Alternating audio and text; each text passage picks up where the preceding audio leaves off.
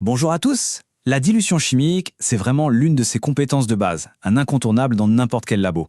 Que l'on soit en bio, en chimie, en médecine, peu importe, savoir préparer une solution à la bonne concentration, c'est juste non négociable. Alors aujourd'hui, on va décortiquer ça ensemble, pas à pas. Imaginez la situation, c'est un grand classique. On a une solution mère super concentrée, super puissante, mais pour l'expérience du jour, il nous faut quelque chose de bien plus doux. Alors on fait comment? On ne va pas juste jeter un peu d'eau au pif, n'est-ce pas? Non, il faut de la précision, une méthode scientifique, une formule même pour être sûr de son coup. Et c'est justement ça qu'on va explorer. Alors, voilà le programme. D'abord, on va poser les bases, tranquillement. Qu'est-ce que la dilution? Ensuite, on va s'attaquer à la fameuse formule clé. Après la théorie, la pratique, la procédure au labo, suivie de 4 cas concrets pour bien s'entraîner. Et on terminera avec les pièges à éviter pour ne plus jamais se tromper. Allez, c'est parti, on plonge dans le vif du sujet. Avant de sortir les calculettes, il faut qu'on soit bien d'accord sur ce qu'est la dilution au fond. En fait, le principe est super simple. On a ce qu'on appelle une solution mère, très concentrée. Dedans, il y a une substance dissoute, le fameux soluté. Pour la diluer, qu'est-ce qu'on fait? On ajoute un liquide, le solvant. Bien souvent, c'est juste de l'eau. Et hop, on obtient une solution phi beaucoup moins forte. Le but du jeu, c'est de baisser la concentration, sans toucher à la substance elle-même. Et ça, c'est le point clé, la règle d'or à ne jamais oublier. La quantité de produit actif, le soluté, eh bien, elle ne bouge pas d'un iota. Si on a 5 grammes de sel au départ, on aura toujours 5 grammes de sel à l'arrivée. La seule chose qui change, c'est le volume de liquide autour. C'est ça, le principe de conservation du soluté.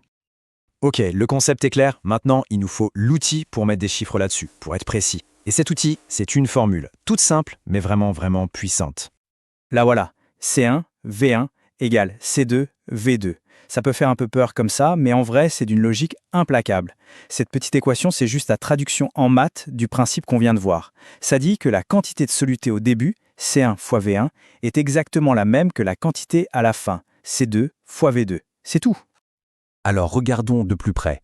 C1 et V1, c'est ce qu'on a au départ. La concentration et le volume de notre solution mère. C2 et V2, c'est là où on veut arriver. La concentration et le volume de notre solution fille. Et ce qui est génial avec cette formule, c'est que si on connaît 3 de ces valeurs, on peut toujours trouver la 4e. Bon, la théorie, c'est fait. Mais concrètement, au labo, comment ça se passe? Quelles sont les étapes à suivre pour faire ça dans les règles de l'art? C'est simple, c'est une procédure en 3 étapes. D'abord, on prélève avec la plus grande précision possible notre volume V1 de solution mère. Deuxième étape, on met ce volume dans un récipient adapté, souvent une fiole jaugée, et on ajoute le solvant tout doucement jusqu'à atteindre le volume final, V2. Et enfin, l'étape qu'on a tendance à zapper mais qui est super importante, on mélange. Il faut que tout soit bien homogène, sinon notre concentration ne sera pas uniforme. Et attention, pour que ça soit précis, le matériel, c'est la clé. On ne fait pas ça avec le premier bécher qui traîne. On utilise des pipettes jaugées qui sont faites pour prélever V1 de manière hyper exacte et des fioles jaugées pour être sûr que notre volume final, V2, soit parfait. Parfois même, pour les manips les plus sensibles, on vérifie le résultat avec un pH-mètre ou un autre appareil, juste pour être certain que tout est nickel. Bon, assez théorie, passons à la pratique. Rien de mieux que quelques cas concrets pour voir comment tout ça s'articule. Allons-y. Premier défi, le cas d'école. On a la concentration de départ, on sait quel volume on prend et on connaît le volume final. La question est simple, quelle est la nouvelle concentration? Ok, pour s'attaquer à ça, le réflexe, c'est toujours de poser les données. On identifie bien C1, V1 et V2. L'inconnu, ici, c'est C2. Donc, on reprend notre formule et on isole C2. Ça nous donne C2 égale C1 fois V1 divisé par V2. Après, il n'y a plus qu'à remplacer par les valeurs numériques, c'est mécanique.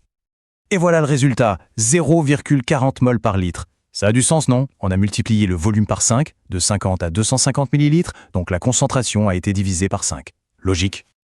Allez, deuxième défi, on change un peu la perspective. Cette fois, on sait ce qu'on veut à la fin. 1 litre d'une solution à une concentration bien précise. La question, c'est combien faut-il prélever de la solution mère super concentrée pour y arriver? Ici, l'inconnu, c'est V1. Mais pas de souci, c'est le même principe. On manipule la formule pour isoler V1. On obtient V1 égale C2 fois V2, le tout divisé par C1. Le calcul nous donne 0,167 litres, soit 167 millilitres. En clair, dans le labo, il faudrait prélever pile 167 millilitres de l'acide de base et compléter avec de l'eau jusqu'à 1 litre. On corse un peu les choses? Que se passe-t-il quand on fait des dilutions successives? C'est-à-dire qu'on dilue une première fois, puis on prend un peu de cette nouvelle solution et on la redilue. Là, l'astuce, c'est de rester calme et de procéder par étapes. On applique la formule une première fois, ça nous donne une concentration intermédiaire, ici 0,10 mol par litre, et ensuite, cette concentration devient notre nouveau C1 pour la deuxième dilution.